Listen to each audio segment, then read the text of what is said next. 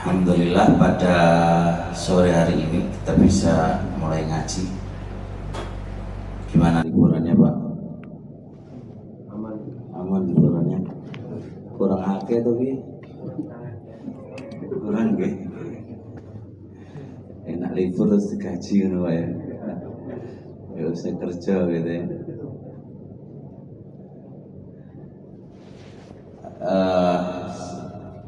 Pada sore hari ini coba kita bahas ada 4 poin Pak ya. Setelah Ramadan ini ada 4 poin. Poin pertama jenengan hafal dulu.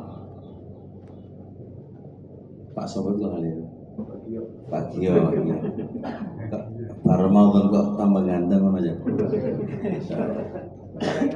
Ada baru reklame jadi mantep mana ya.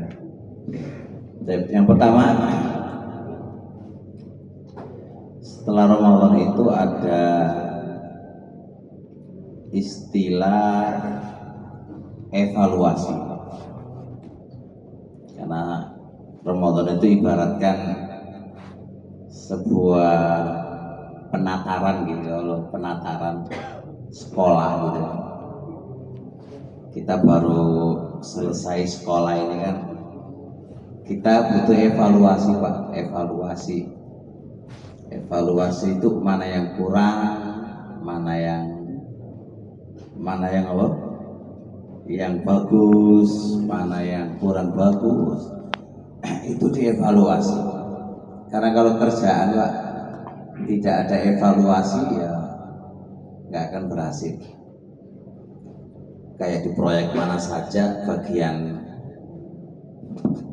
bagiannya pasti mengaudit, mengevaluasi per 1 tahun atau per 1 minggu atau per 1 bulan. Ramadan itu ya butuh dievaluasi. Nah, siapa yang khatam Qurannya itu berarti bagus, berarti apa? Tahun depan ya paling tidak ojo mundur ngono Pak ya. Ya paling tidak ya iso khatam sekali. Jadi jangan mundur. Berarti kalau bisa ditingkatkan.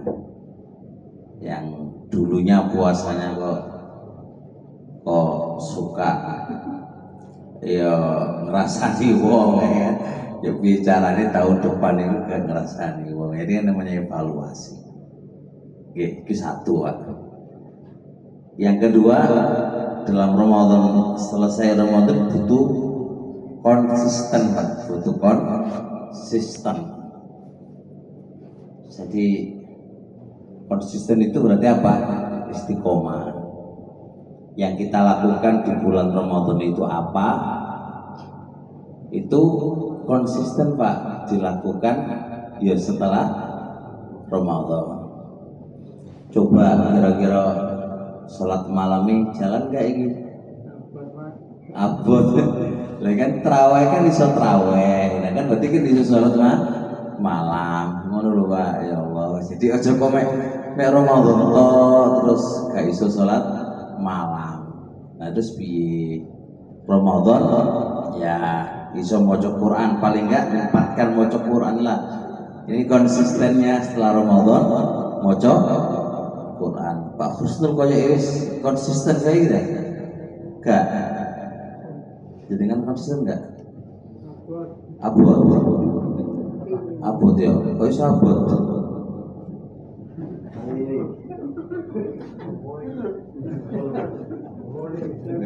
Ya. Ya ini harus konsisten ya Pak. Yang dulu banyak sedekah, gitu kan, gitu kan, konsisten sedekah. Kayak Pak Ahmad suka bagi-bagi kurma gitu ya, konsistennya. Dia butuh konsisten ya. Lah konsisten itu kata Ibnu Abbas termasuk tanda amalmu itu diterima oleh Allah, itu konsisten. Jadi kalau jenengan pengen lihat amalku itu diterima apa enggak itu dilihat setelahnya.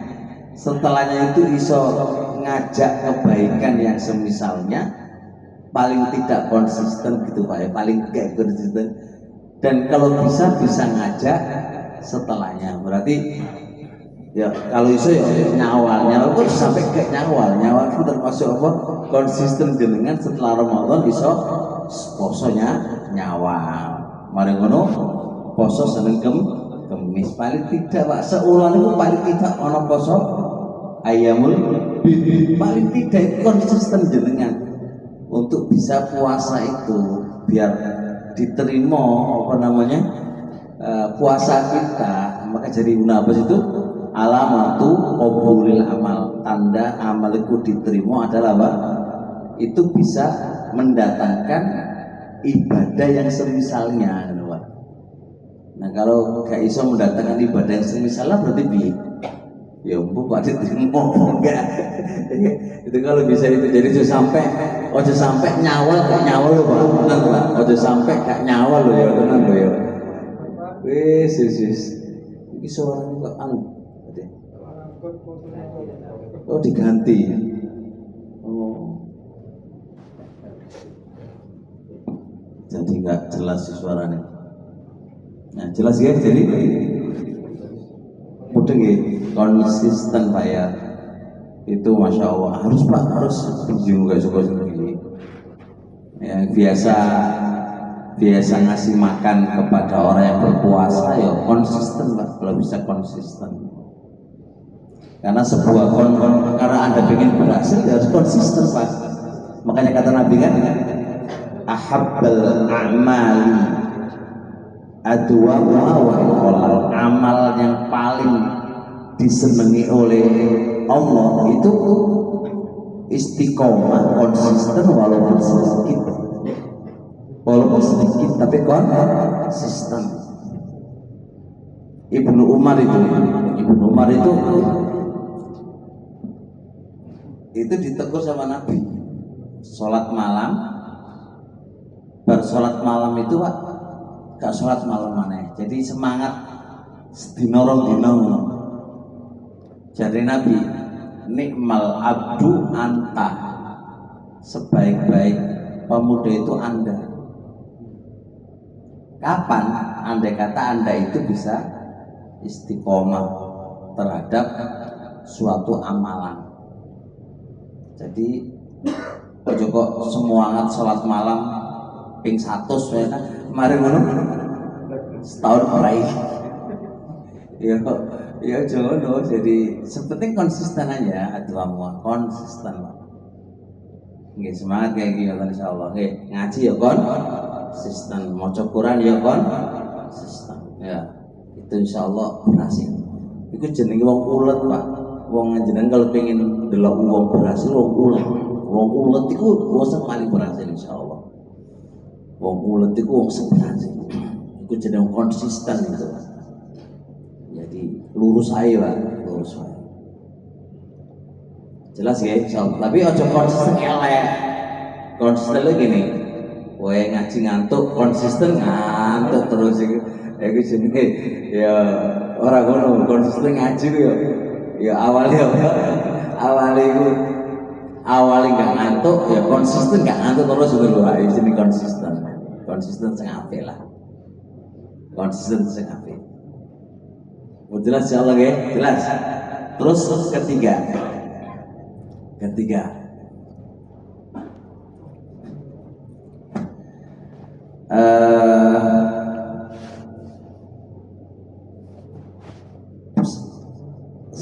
Semua amal yang kita lakukan di bulan Ramadan, jangan bisa sholat malam, bisa puasa, bisa sedekah, semuanya itu Pak.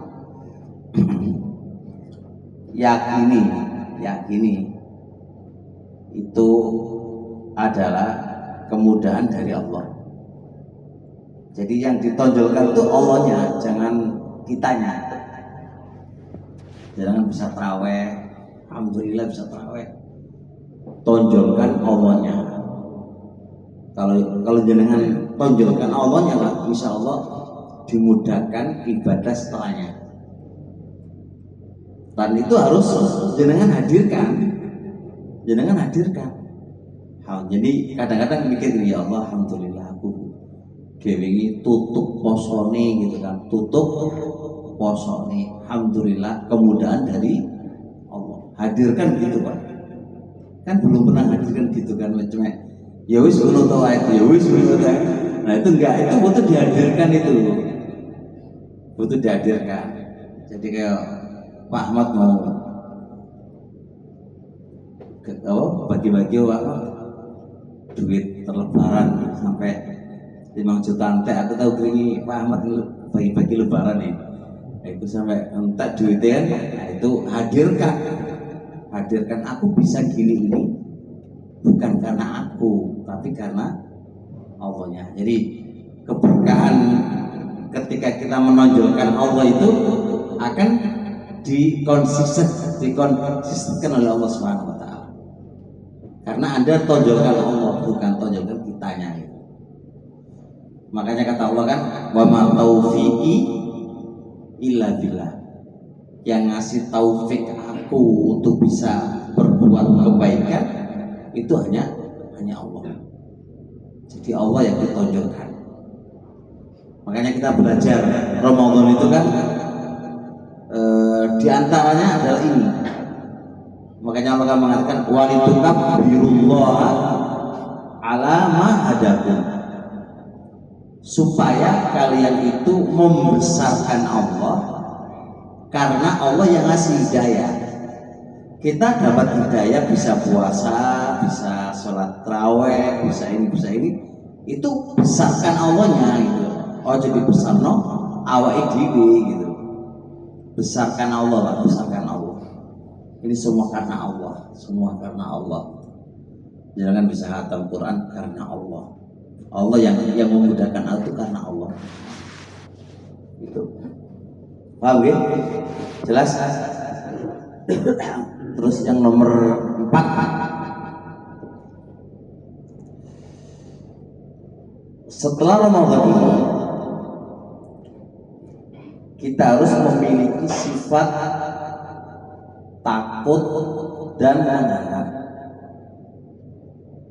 Takut dan jadi sikap seorang muslim ketika selesai Ramadan itu harus ada rasa takut, sedih, dan rasa harap, senang.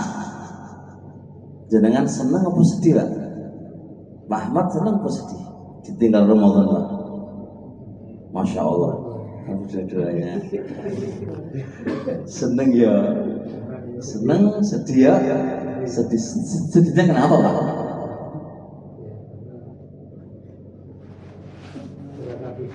Bisa dengan Ramadan gitu ya. Pak Khair sedihnya apa Pak Khair? Atau sunnah alhamdulillah gak puasa mana gitu. Gitu ya. Nah ini kalau kita hilang perginya Ramadan itu kita sikapi dengan seneng tok Pak, kebarus beneran ya. Ngerti kebarus ini? Kebacet apa gitu ya? Terlaluan banget gitu loh. Sampai nggak poso, alhamdulillah wis enak wis mergawe tok wis gak poso. Ya itu ojo ngono lah. Tapi kalau kita posisinya sedih tok yo jangan lah, ya kan? Elek juga gitu lah. Jadi perginya Ramadan itu ada senang, ada tidak senang. Gimana menempatkannya? Kita tempatkan dengan yang tepat Pak. Dan itu harus jenengan lakukan tuh. Kalau nggak lakukan, ya percuma Ramadan belajar sampai sebulan itu percuma. Adik Ramadan mau jadi rutinitas. Paling tidak per tahun itu ada berkembang ilmu kita, berkembang ketakwaan kita, itu harus ada loh ya. Nah jadi gini, kita sedih satu, jangan iling-iling. Perginya Ramadan itu kita sedih Pak. Ramadan itu saya anggap melebihi istri, melebihi anak, melebihi keluarga Pak. Ramadan itu Pak, kalau kita itu melebihi istri, melebihi anak, dan melebihi yang lain Pak. Coba jangan pikir Pak. Ini kita berlogika ya. Istri itu kira-kira istri anak itu saat ini ngasih jenengan apa? Pak Abdul Khalik. Istri sama anak ngasih jenengan apa?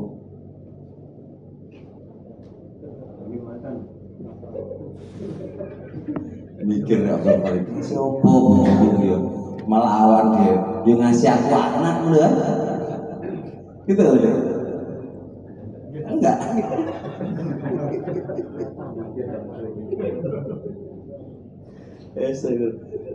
Nah kan ya sekarang kita Ramadan itu ngasih kita apa coba? Ngasih kita ampunan, gitu? Dilipat gandakan. Ono Lailatul Qadar. Wis wakil lah Pak. Wis Ramadan itu ngasih kita banyak banget loh itu. Yang terkadang kebaikan Ramadan itu belum pernah dilakukan oleh istri dan anak kita dan orang lain lah.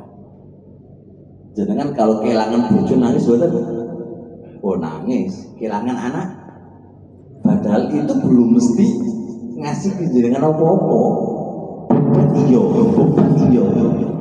Ngasih apa-apa kita belum tentu. Tapi kalau kita kehilangan mereka, nangis Pak, nangis. Nah, Ramadan yang udah jelas loh Pak, nggak ngerepotin kita loh.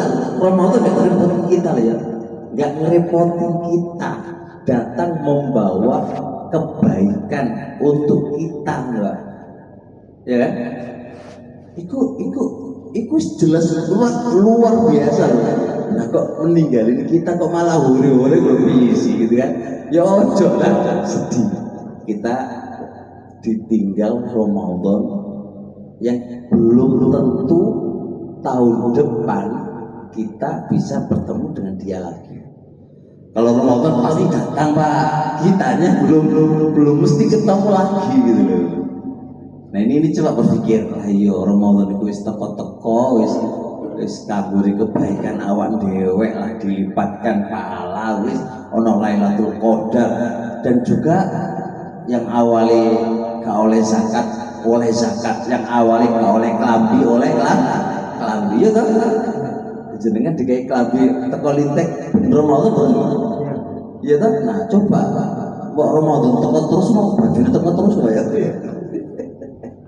Lha iku padi bawa baju lintek gitu THR-annya. Itu Masya Allah ini kan gara-gara itu gitu loh. Gara-gara itu. Kan biasa akhirnya mau ada kelipatan gaji enggak Pak? Ono Pak? Gaji kelipatan gaji. Oh THR ada ya. THR baju itu. Oh kelipatan gaji enggak ya? THR bisa. Yo diusulkan itu. Butuh dievaluasi lagi. Jadi setiap akhir tahun itu ada apa? Kelipatan. Ini kan di manajemen keuangan kan ono ngono Pak. Nah itu kalau ya sementing sama kerja sing apik lah insyaallah. Engko wis dipikirna karo bagian timnya lah itu. Insyaallah. Dugo sing akeh Pak Ramadan itu kerjane akeh kan nanti ono kelipatan insyaallah.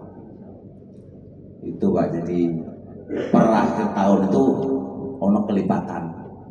Dungo lah, semoga ada gitu Pak. Semoga ada gitu. Soal lintek enggak buta mata lah, bukan buta hati, enggak buta mata, yang buta hati lah. Sementing podo pahami insyaallah aman. Lah kan ngono Pak, jadi kan meninggalkan kita itu kita nggak merasa sedih padahal luar biasa. Ini satu yang kita bikin Pak. Yang kedua yang bikin kita sedih lagi itu gini. Kira-kira amalku diterima nggak oleh Allah? Nah itu semua kita ini kira-kira sedekahku diterima oleh Allah apa enggak? Terus apa jenenge? Puasaku itu diterima oleh Allah apa enggak? Salat tarawih itu kira-kira diterima oleh Allah apa enggak? Jadi kita mikir mana enggak? Mikir loh ya. Iya sangu mati loh, sangu mati. Oh jenengan sangu nih apa? Riyo wae mikir sabun riyo ya. Oh sabun lantar dipikir piye wae. Terus sahune riyo aja lho. Iki anak butuh ini wis pikir jenengan kan. Dia pikir sahune mati lah. Kira-kira diterima apa enggak? Nah, itu yang menjadikan kita itu sedih. Hilangnya Ramadan itu, ya Allah, setan nambahake maneh kan. Pintu surga ditutup maneh, neraka wis apa jenenge dibuka maneh. Aduh, makanya kan kalau pas Ramadan kan gampang maca Quran, gampang poso. Pas di Syawal malah berarti pol, gak ngerti poso ae berarti pol, gak ngerti maca Quran ae berarti pol. Jenengan gak usah bilang suasana, ya gak suasana, memang ngasih ono gitu. Dibuka surga, ditutup neraka. Nah ini kan butuh lebih lagi semangat. Tadi dia kan waktu ya Allah kok gini lu piye gitu kan. Ini satu Pak. Yang kedua, kita pingin seneng ya Pak. Tadi kan sedih, sekarang seneng. Senengnya dia Pak. Alhamdulillah kita bisa menyelesaikan tugas Ramadan. Disyukurilah. Alhamdulillah sampai Ramadan full aku poso. Alhamdulillah iso raweh. Alhamdulillah iso waca Quran. Ini kita senang Pak. Maksudnya kita senang. Alhamdulillah. Artinya tugas itu kita udah bisa selesaikan gitu Pak. Itu senang. Nah, yang kedua, hilangnya Ramadan ada harapan. Apa harapannya Pak? Moga-moga iso ketemu Ramadan maneh. Itu paling penting. Moga-moga iso ketemu Ramadan maneh. Moga-moga segala amal kita diterima oleh Allah. Itu senang yang menjadikan kita itu berharap gitu loh. Nah, hal ini harus dihadirkan. Kalau nggak kita hadirkan, ya kayak biasa wae lah ini. Betul, jangan hadirkan. Poin-poin itu dihadirkan sehingga kita bisa menjadi lebih baik, menjadi lebih baik. Nah, poin-poin tadi bisa dipahami ya? Bisa dipahami? Monggo yang mau bertanya Pak. Kita bisa insya Allah bahas tentang seputaran gitu. Atau judul apa aja dengan minta? Pak Masrur, apa Masrur? Belum punya gambaran Mbak. Iya, monggo. Nanti judul apa diminta oleh jamaah? Nanti diusulkan. Saya lagi nulis buku sekarang ini tentang mengenal harta yang haram. Mengenal harta yang haram. Terus yang kedua, cara tobat dari harta yang haram. Ini buku terakhir Ramadan kemarin saya tulis. Terserah nanti mau minta judul apa, aku ikut aja. Pak. Itu aja Bos. Hah? Apa itu? Mengenal harta yang haram. Boleh. Atau aku bagaimana tobat dari harta yang haram? Monggo. Ya, Ustaz. Oke. Yang namanya istiqomah itu apa harus setiap hari atau bisa sepekan sekali atau satu bulan sekali, yang penting terus gitu, atau gimana? Istiqomah itu ya berdino Pak. Istiqomah itu lihat amalannya. Kalau amalannya mau Quran, yang kita istiqomah itu kan melihat amal sebelumnya. Itu jadi istiqomah kan istiqomah di atas amal yang sebelumnya. Kalau jangan amal sebelumnya itu seminggu sekali, berarti istiqomahnya seminggu sekali. Kalau sebelumnya itu istiqomahnya sebulan sekali, berarti istiqomahnya sebulan sekali. Kalau jenengan iso menjalankan setahun sekali, istiqomahnya setahun. Jadi istiqomah itu kata tergantung apa itu amalan yang sebelumnya. Ngikut dari yang sebelumnya. Bisa dikatakan tergantung kebiasaan gitu ya. Oke, bisa tergantung kebiasaan. Kayak ini ngaji ini kan setiap hari Rabu. Istiqomah tiap hari Rabu. Tiap hari Rabu. Istiqomah. Oh, iya, soto ini istiqomah ya. Masuk istiqomah kan sebulan sekali ono soto berarti setune istiqomah. Ya bener itu istiqomah itu. Istiqomah setiap tahun mereka iya apa? THR tapi istiqomah dan 1 tahun THR namanya istiqomah. Jadi sesuai kebiasaan yang sebelumnya. Nah kalau anda kata sudah biasa per bulan itu apa? Mangan soto, kok gak mangan soto berarti apa? Gak istiqomah. Ya insya Allah aman insya Allah.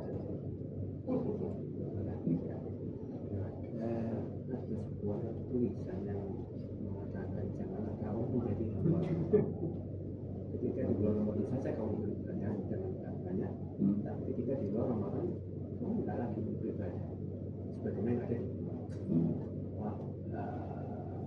Itu sudah itu bukan hadis sebenarnya. Enggak, apakah tulisan ini benar gitu loh, ucapan ini benar menjadi hamba Ramadan karena kamu hanya beribadah di bulan Ramadan, semangat di bulan Ramadan, jadi di luar bulan Ramadan amalnya yang kamu lakukan adalah kamu tinggalkan. Ya benar. Wa'bud rabbaka hatta ya'tiyakal yakin. Ibadah itu enggak di Ramadan toh. Di seluruh bulan Anda disuruh ibadah kan. Wa'bud rabbaka, beribadahlah kepada kamu sampai datang kematian. Jadi ojo kome hambae Ramadan. Jadi Ramadan teko jadi hambae Allah ya. Ramadan hilang jadi hambae setan ya. Ojo ngono lah. Ya itu bener Ade, bagus itu, maksudnya bagus banget. Jadi anjuran dan itu banyak ucapan ulama salaf begitu. Kayak saya baca di kitabnya Ibnu Jauzi, Syaikhul Khotir, dan Ibnu Rajab Al-Hanbali dalam kitab Lataiful Ma'arif itu juga jelasin. Anda itu ojo kok jadi hamba itu nang Ramadan tok gitu. Karena Anda itu statusnya hamba Allah di bulan apapun sampai datang kematian. Jadi, makanya kita itu ojo komek sopo masjid apa Ramadan toh ya. Barilah Ramadan ini gak tahu sopo masjid yo ojo koyo ngono lah ini. Ya. Gitu. Kalau Ramadan kan boleh katakan jam. Kalau di Ramadan boleh enggak? Setelah Isya boleh sholat malam di Fikih, Nawawi, Dama yang lainnya. Jadi waktu sholat malam itu setelah sholat Isya sampai subuh. Nanti kalau Anda sholat malamnya setelah Isya itu boleh. Makanya waktu sholat malam itu ada waktu boleh, ada waktu afdol. Waktu bolehnya pas sholat Isya dengan sholat apa? Malam boleh. Tapi afdolnya adalah apa? Di sepertiga malam terakhir. Jadi ada Boleh kalau Ramadan nggak boleh jam 6. Kalau sholat Ramadan boleh jam 6. enggak. Kalau sholat malam sunnahnya sendiri-sendiri. Karena Nabi nggak pernah mencontohkan sholat jamaah, kecuali di satu hadis pernah Nabi itu sholat malam sendirian. Awalnya Ibnu Abbas datang di waktu malam itu dan menempati posisi di sebelah kiri, terus dipluntir kalau Nabi supaya menempati di posisi kanan. Nah itu berjamaah kan. Maka dari Ibnu Taimiyah dalam kitab Majmu' Fatawa boleh sholat malam dengan berjamaah, tapi sesekali.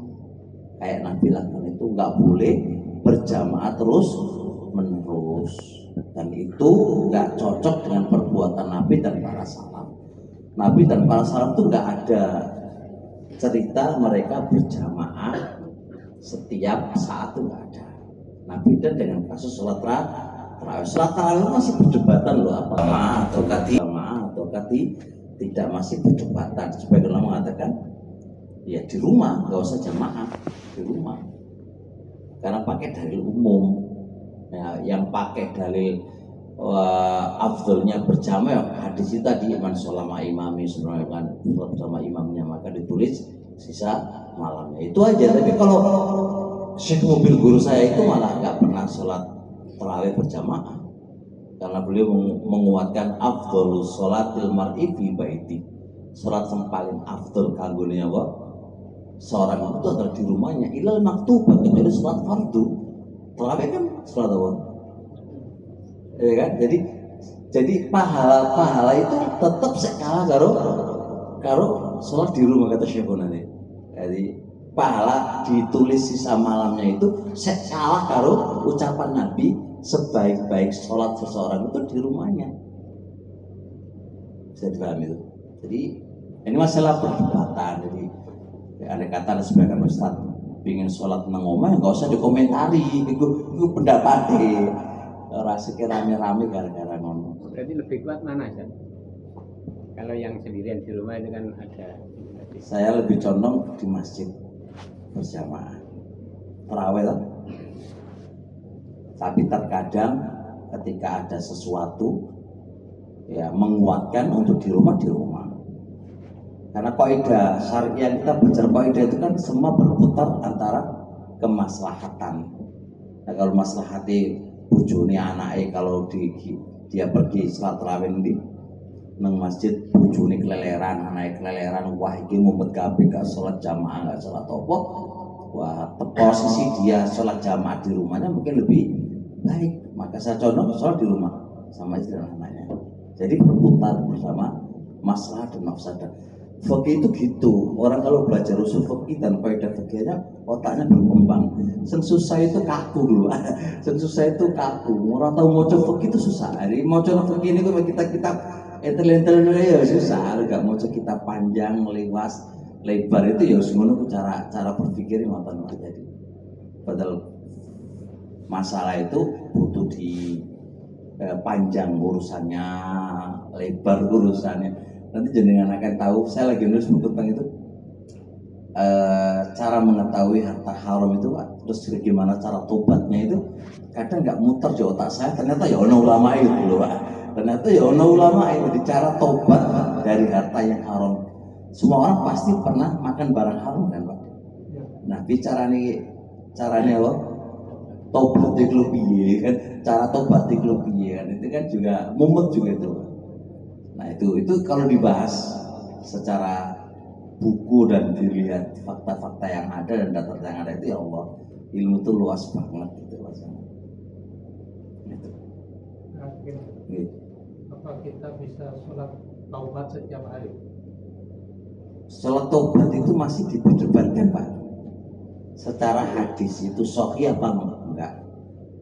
Itu terjadi hanya sekali. Makanya saya pribadi condong hadis tentang sholat taubah itu lemah Pak. Kenapa Pak lemah? Karena banyak faktor, banyak data. Secara sanad lemah udah. Secara data Pak, ketika para sahabat salah kayak misalnya itu pada perang Tabuk ada sebagian sahabat yang berangkat, tapi nggak cukup. Ayo sholat kan enggak Pak. Dan banyak kasus ketika mereka berbuat zina, mari ngono enggak kok sholat sih enggak. Kan ada hadisnya Rasulullah waktu aku telah menjima istriku di bulan Ramadan. Sholat sih enggak ngono kan. Jadi banyak hadis itu enggak nyuruh mereka itu tobat gitu loh Pak. Nah yang kedua, apa enggak bendino dari sholat tobat tuh kakek nawa dosa gue Pak Ahmad ini tobat sholat tobat ketemu sama orang wedok tobat mana ketemu mana dia pegel sholat Pak Ahmad. Jadi yang tahun dewe di zaman saya terus sholat aja ya susah Pak. Ya piye pripun jenengan. Apalagi yang mohon maaf yang rokokan yang haram jenengan tobat. Terus piye salate rokokan tobat. Terus piye gak pogel Pak. Wis pogel Pak. Jadi pendapat teman enggak ada salat tobat cukup jenengan istighfar sama Allah. Wis ngono aman Pak, aman insyaallah. Paham Pak insyaallah. Jenengan pengen salat tobat dino Pak. Berkaitan dengan cewek-cewek itu juga. Setiap hari kok. Lagi cewek-cewek itu repot kok. Pemane gede Pak aman gitu. Terus piye kan enggak disawang ya piye? Iya kan disawang ya piye wis repot kabeh. Repot Pak. Nah, mari ngono bareng ngono tobat salat ngono maneh tobat man. Ya pegel gak sudah kerja sampean kok tau salat gitu Pak. Alhamdulillah ya Allah ya Allah. Makanya sistem perempuan ini di dewekno terus ojo genit-genit karo dewek ngono lho Pak. Ojo genit-genit ngono. Soalnya awak disedui bojo engko kuwatir apa apa bersetrum repot ngono.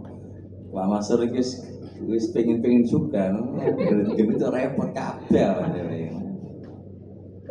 nah, tentu jadi ya harus kita bentengi sing cewek-cewek ya harus dibentengi. Nah kalau nggak dibentengi terus piye terus repot Pak. Sopo sing aman dari apa? Dari fitnah wong wedok. Gua coba bengi-bengi WA Pak Khosin. Khosin mana Pak? Rapat kafe Pak. Itu yang bagi ruangan Bapak Sain. Yang bagi ruangan. Iya.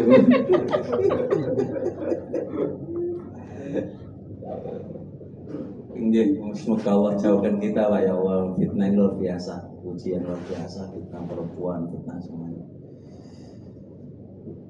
Tanya Mas. Iya. Nah, ini kemarin ada sedikit kritikan masalah posisi apa ini? Mimbar sama imam. Kenapa?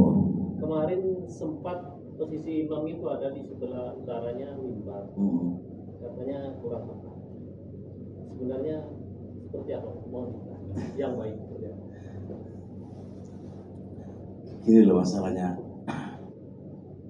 Posisi imam itu sebenarnya nggak ada ketentuan syariat mau di pinggir kanan kiri itu nggak ada.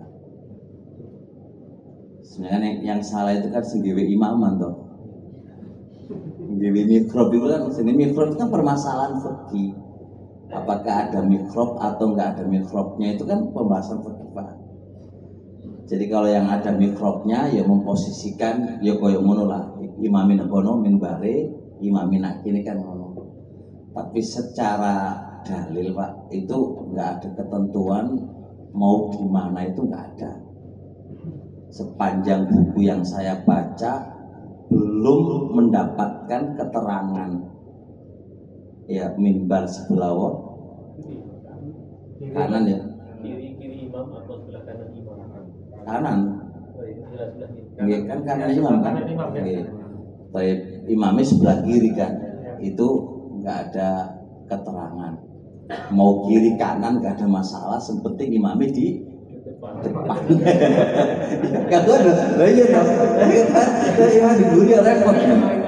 Oke, jadi ini yang kita tahu secara bagi yang menyalahkan kan harus butuh data gitu kan. Nah, datanya di mana kan gitu. Ada nggak standar keterangan dari Nabi itu harus posisinya begitu. Kalau dari penjelasan para ulama itu bisa digunakan sekedar untuk Kalau penjelasan ulama itu bukan dalil kan gitu kan. Cuma paling bisa kita ya afdolnya begitu. Tapi kalau secara larangan itu kan butuh dalil.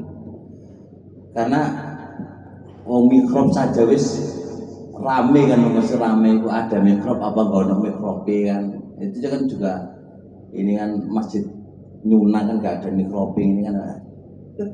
Di sini kan gitu modelnya kan gitu. Nah, apakah zaman sekarang itu harus ada mikrob? Ini masih percepatan rame Pak itu. Jangan sholat di mikrob yo monggo, sepenting jenengan itu ojo terlalu maju biar ketok jamaah. Jadi kan masih rame ya perdebatannya Pak. Yang salah itu kalau imamnya nggak ketok menurut Pak. Iya salah. Iya monggo. Kalau berburu Babi ya. kemudian babinya dijual, hasil jualannya untuk beli peralatan berburu kayak pistol, itu bagaimana? Nggak boleh. Boleh. Haram. Kata Rasul, idza harrama syai'a harrama thamanahu. Apabila Allah mengharamkan suatu benda, Allah mengharamkan jual belinya. Babi hukumnya apa? haram. Nah kalau dijual belikan maka dadi hukumi haram. Transaksinya menjadi batal. Nah kalau batal berarti sama untuk ono pistol ya tadi batal mana karena itu duit batal jenengan pakai beli sesuatu menjadi batal. Batalnya malah apa? Berapa? Berlapis-lapis gitu. Jadi gitu.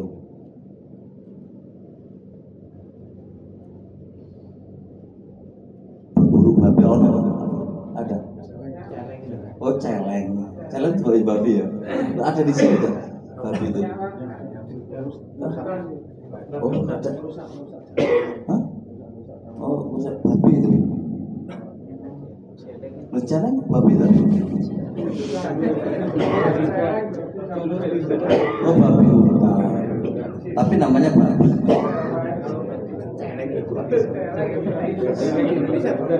Oh, aku ngerti ini celeng, bocah babi hutan ini. Saudaranya.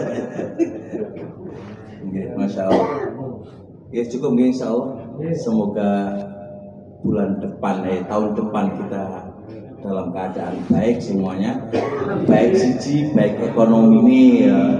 Penting itu Pak, baik ekonomi, terus kedua baik takwai ibadah. Ojo kok baik ekonomi terus tadi ku napa? Takwai ajur yo. Jadi kok ora Firaun ora nang repot ya. Jadi baik ekonomi ini terus baik apa? Baik ibadah takwai. Amin ya rabbal alamin insyaallah. Nggih. Subhanakallah wa bihamdik asyhadu an la ilaha illa anta astaghfiruka wa atubu ilaik. Assalamualaikum warahmatullahi wabarakatuh.